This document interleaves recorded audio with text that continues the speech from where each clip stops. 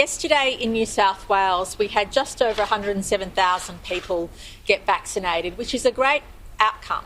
However, we are seeing that rate slightly decline, and we really need to call upon anybody who hasn't had any doses to come forward and get their first dose, but also to make sure that you come forward for your second dose as soon as you can as well. That's really, really important for us to keep the pace that we've managed to have in the last few weeks. I also wanted to highlight that whilst we have more than 42.5% of our population fully vaccinated, we have some time to get to that magic 70% double vaccination when we can look forward to life being much freer than what it is today. To 8 p.m. last night, we had 1,405 cases of community transmission in New South Wales, and tragically 6 people lost their lives, and we extend our deepest condolences to their loved ones who are experiencing obvious grief at this time. I want to stress that whilst today the New South Wales Government is outlining our plan, our roadmap for the way forward in New South Wales, that we're definitely not out of the woods. We know that case numbers are likely to peak in the next week or so, and we also know that our hospital system will be under the greatest stress in October. However, we also know that living with COVID means you have a cautious and staged reopening once you get to those high rates of vaccination in your adult population.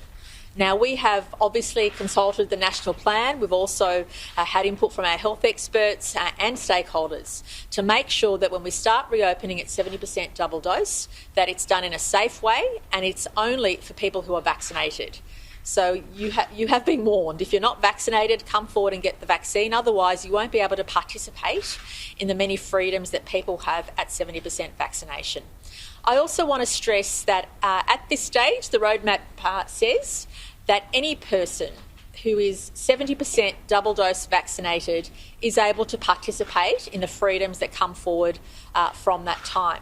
However, at any stage, and this is consistent with the Doherty report, at any stage, if there's a concentration of disease in a town or a suburb or a local government area or an outbreak that wasn't anticipated, health can restrict movement and give advice to make sure we don't have a surge which is going to put too much pressure on our hospital system. Because even when you have 70% double dose vaccination, there is still a proportion of the community that aren't vaccinated.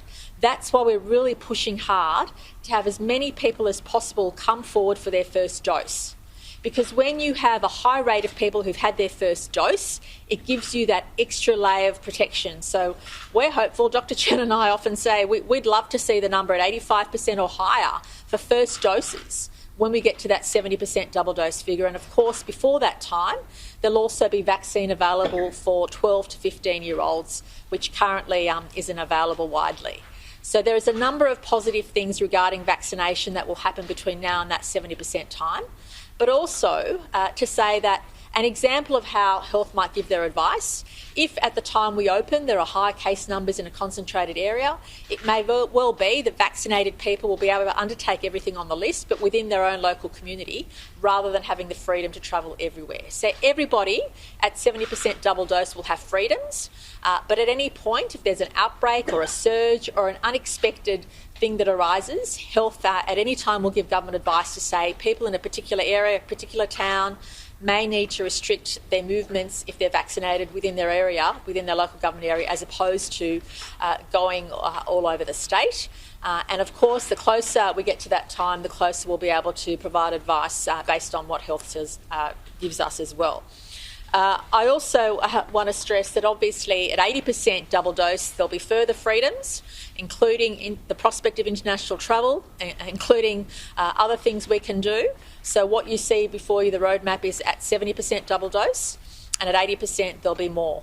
I also want to stress that there isn't a specific date. We will get to 70% double dose when people get their second dose, when people come forward to get vaccinated, and these freedoms will come into place the Monday after that occurs. So we don't want to put a specific date on that. It's really up to how quickly people get vaccinated and how many people come forward for that vaccine. But the freedoms will trigger on the Monday after that 70%. Now, in relation to schools, we always had to choose a fixed date. because unlike other venues and unlike adult activity, it's really important for school communities, for students and teachers to have a fixed date they open to provide absolute certainty, and that's why we nominated the 25th of October. We assumed, and I think that assumption will bear fruit, that by that stage 70% of adults would be vaccinated and there'd be some start of vaccination for 12 to 15-year-olds. And I just wanted to make that point. That's why that 25th of October date is fixed, because we need to provide that certainty and that planning for school communities across the state. But obviously for adults, we have the capacity to be more flexible and make sure that that date of starting the reopening isn't triggered until there's 70% double dose vaccination. But I do want to stress that this roadmap is conditional upon the things that I talked about. If there's high rates of disease in a particular locality or a sudden surge or an outbreak, the Doherty report says you have to restrict movement in those communities. It doesn't mean you can't still go and do the things you want to do, but your mobility will be restricted within a particular distance. And that could happen at any stage, because towns or cities outside of Greater Sydney even who haven't had any outbreaks and experience an outbreak may have to come under that condition, and I just want to make that very clear.